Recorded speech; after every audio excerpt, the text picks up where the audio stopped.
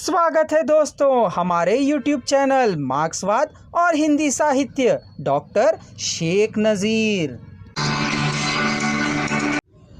ब्रह्मदत्त के इस कथन से मजदूर वर्ग और भी जागरूक होता है। वह सोचने लगता है कि आधी रोटी आधा पेट भरकर रोज मरते रहने से भरपेट खाने के लिए पुलिस की गोली खाकर एक ही समय मर जाना बेहतर है। इसीलिए जब पुलिस दफ़ा 144 लगाकर मजदूर सभा पर गोली चलाती है तब भी मजदूर वर्ग निर्भयता के साथ संघर्ष करता है। इस प्रकार सीधा साधा रास्ता का मजदूर वर्ग भी अपनी निजी मांगों के लिए जागरूक होता दिखाई पड़ता है।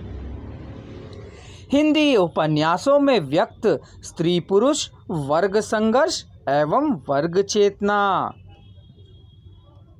स्त्री पुरुष के संबंध में मार्क्सवाद का मत है कि पूंजीवादी समाज व्यवस्था में शोषित मजदूर और किसानों के साथ नारी भी आती है, जो आदिम समाज व्यवस्था से पुरुष और के अधीन में दलित होती जा रही है। आदिम समाज व्यवस्था में स्त्री पुरुष समान एवं स्वतंत्र थे, किंतु जब मान समूह दूसरे कबीलों के साथ लड़ने लगा तो स्त्री भी पुरुष के साथ वहां लड़ने से स्त्री जाति का अपार नुकसान हुआ।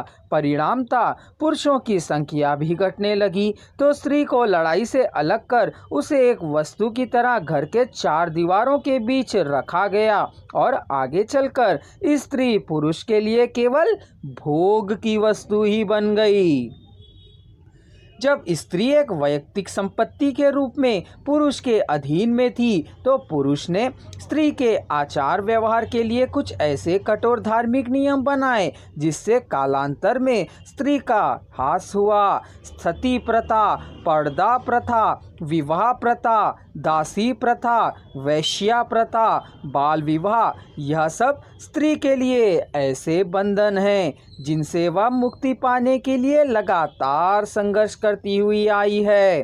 पर स्त्री पुरुष की इस खाई में एकमात्र कारण आर्थिक संकट को ही मार्क्सवाद प्रधानता देता है, क्योंकि आदिम समाज से लेकर वर्तमान युग तक भी सामाजिक उत्पादन एवं संपत्ति पर पुरुष का अधिकार होने के नाते स्त्री कभी भी स्वतंत्र नहीं रह सकी। फलतः उसका क्षेत्र चूल्हा तथा संतानोत्पत्ति तक ही सीमित हो पाया है। साधारणतया समाज में यह देखते हैं कि जब एक ही पेट से भाई बहन दोनों पैदा होते हैं किंतु लड़का नालायक भी हो तो उसे आज जायदाद मिलती है, पर लड़की को विवाह के नाम पर पुरुष की दासी बनाकर भेज दिया जाता है। यह आज की बात नहीं बल्कि कई सदियों से औरत के प्रति किया जा रहा एक जुर्म है। माँ बाप लड़की का विवाह इसलिए करते हैं कि उसे रोटी कपड़े के लिए पति का आश्रय मिले। विवाह तो पैसों के लिए औरत की देह को बेचने का एक साधन मात्र है। दूसरे प्रकार के देह बेचने से में और इसमें यही अंतर है कि इसमें क्रय विक्रय जिंदगी भर के लिए होता है, जबकि दूसरे में कुछ समय तक।